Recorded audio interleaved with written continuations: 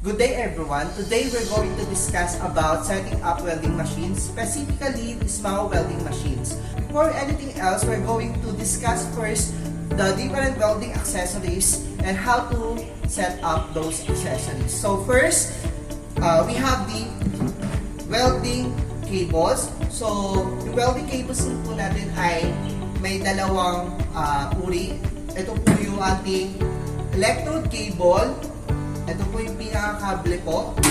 And ito naman po yung ating return cable. So, as you can see class, meron po yung nakikitang nakatugtong po dun sa ating electrode cable. Itong nakikita po natin na accessory na po ito ay tinatawag na electrode holder. So, the purpose of electrode holder, it holds the electrode or the welding rod. Yung mas kilala sa term na welding rod.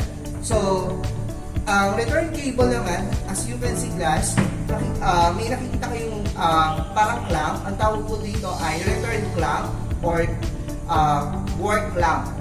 So, ang purpose naman nito, ito po yung nakakabit or nag-hold ng workpiece or nakikita nyo minsan sa ating welding positioner or welding table. So, next is, of course, ang welding machine. So, sa welding machine natin, class, ay meron kayong mga makikita mga parts. So, by the way, we are using digital welding machine. So, medyo ano na siya, portable na siya, pwede nyo nang bitbitin kahit saan at napakadaling i-assemble. So, as you can see, we're going to connect those cables sa dalawang terminals. So, we have the positive terminal and the negative terminal. So, nakikita nyo din yung dalawang ating regulator. This is for arc regulator and the welding current regulator.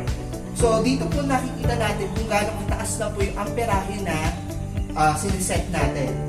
Then, of course, sa likod po niya, yung makikita yung pinaka-switch on po niya and off. This is the switch of the welding machine or small process welding machine. So, switch lang natin on and off para mag-operate po yung mismong welding machine. So again, review natin ulit. So we have the electrode cable with electrode holder plus, and then we have the return cable with return clamp.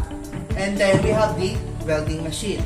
So to set up, of course, always remember the safety. Alright, so in order for us to secure our safety, so we need to wear personal protective equipment.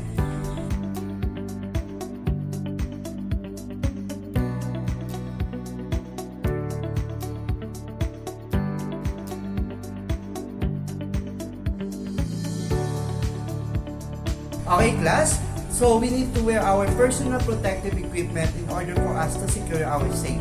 So what are those PPE? So we need to wear our safety shoes, our gloves to avoid electric shock, and our coverall or welding apron as well as our goggles. So that's it. So pwede tayo mag-proceed to our next activity, which is how to set up welding machine. So class, the first thing we need to do is to connect the two cables, the electrode cable and the return cable. So again, we need to connect or attach the electrode cable to the positive. Okay, we're going to connect the electrode cable to the positive terminal of the welding machine. Alright, just like this. Then after that, we're going to connect return cable to the negative terminal of the welding machine. Then we're going to connect the return cable or the return clamp to the welding positioner or any welding table. Then after that, we're going to connect it to the power source. Okay, remember we need to avoid any form of hazardous activities like electric shock. Then switch on the welding machine.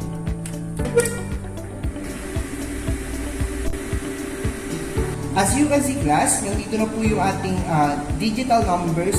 So, ito pong digital numbers po natin ang magde-determine ng lakas or taas ng amperahe at baba ng amperahe natin. So, para ma-adjust natin yung lakas at hina ng amperahe, ito lang po ating gagalawin, yung ating welding current. So, kapag gusto natin taasan, is, syempre kailangan natin taasan din yung switch upang tumaas yung welding current. Then, yung itong kabilang regulator naman po, ay para naman po sa arc. Ayan. Usually, halos pantay lang sila ng pag-adjust. Okay, kailangan natin i-consider yung kapal ng base metal at yung diameter ng electrode sa pag-set up ng amperahe. So, yun lang yung mga kailangan natin tandaan.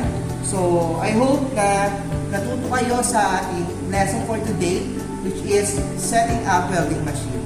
So, ayun na nga, maraming salamat po sa mga kabakal natin dyan at sumusubaybay at nanonood ng ating YouTube tutorial or YouTube lesson about SMAUT. So, sa mga susunod na video, I hope na manonood pa rin kayo at kabayanan nyo. At syempre, para naman doon sa mga bago nating viewers, don't forget to subscribe and like our videos para continue ang pagsubaybay nyo sa mga susunod na lessons and tutorial natin about sa SMAUT. Maraming salamat mga kabakal.